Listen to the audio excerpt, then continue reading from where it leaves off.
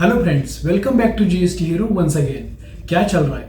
हमारे यहाँ तो GSTR 3 भी चल रहा है, तो आपके यहाँ भी वही होगा। और नहीं होगा तो फिर क्या होगा? अरे भाई, कुछ नहीं होगा, बस बवाल होगा, क्योंकि GSTR 3B की due date all India same है। तो आज बात GSTR 1 और GSTR 3B के रिकन्सिलेशन की, क्योंकि अक्सर आप लोग इसे जरूरी नहीं समझते हो। और भाई, सब खेल तो रिकन्सिलेशन का ही है, क्योंकि अगर हम कहाँ गलती है ढूंढ नहीं पाते तो गवर्नमेंट की नोटिसेस आती रहेंगी, आप इंटरेस्ट भरते रहोगे और खुद का लॉस होना पक्का है। तो वीडियो एंड तक देखिए, बिल्कुल भी स्किप मत कीजिए, क्योंकि असली क्लाइमैक्स तो इंटरवल में ही पता चल जाता है। तो शुरू करते हैं आज का वीडियो कुछ बेसिक्स के साथ, क्योंकि रिकन्सिलेशन करना है तो आपको यह समझना जरूरी है कि GSTR 1 और GSTR 3 भी होता क्या है। GSTR 1 हमारे पूरे महीने का आउटवर्ड सप्लाईज की इनवॉइस वाइज डिटेल्स होती है और इससे हमारी एग्जैक्ट टैक्स लायबिलिटी डिफाइन होती है। तो GSTR 3B पूरे महीने का मंथली समरी रिटर्न होता है, जहां all outward taxable supplies, eligible ITC, late fees और पेनल्टीज जैसे इंपॉर्टेंट टेबल्स होते हैं। तो बेसिकली इसी से हमें एग्जैक्ट ITC का पता चल जाता है।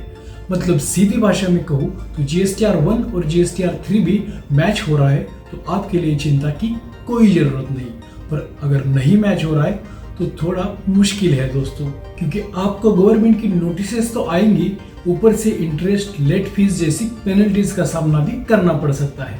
इसलिए GSTR 3B versus GSTR 1 comparison काफी इंपॉर्टेंट है दोस्तों। तो समझ लेते हैं GSTR 1 और GSTR 3B रिकन्सिलेशन की अहमियत, जिसे आपको समझ आएगा कि ये क्यों जरूरी है।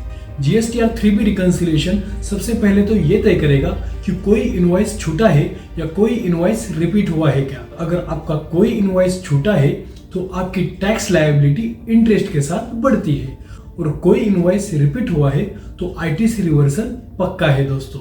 मतलब आसान भाषा में कहे तो इससे आपको आउटपुट टैक्स लायबिलिटी की एक्यूरेट अमाउंट समझ जाएगी और आपको जेन्युइन ITC क्लेम करने में हेल्प होगी।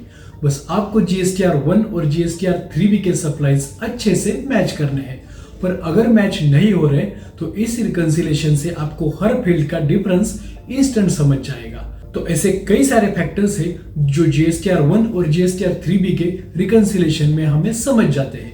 पर दोस्तों, क्या आपको पता है कि यह मिसमैचिंग की असली वजह क्या है? क्योंकि अगर वजह पता चली तो आपका रिकन्सिलेशन मैच हो जाएगा और आपको कोई पेनल्टी का सामना नहीं करना पड़ सकता। तो सबसे पहले तो आपको सप्लाईज की रिपोर्टिंग दोनों रिटर्न्स में सही तरीके से करनी है, वरना ऐसा ना हो कि जीरो रेटेड सप्लाईज GSTR 1 में तो टेबल 6A में डाल दिया, पर GSTR 3B में आप उसे 3.A में डाल रहे हो। फिर इनवॉइस की रिपोर्टिंग तो GSTR 1 में हो गई, पर अगले महीने में उस पर क्रेडिट या डेबिट नोट इश्यू हो गई, तो उसे भी आपको ध्यान से अमेंड करना है, वरना GSTR 1 और GSTR 3B में मिसमैच पक्का है दोस्तों।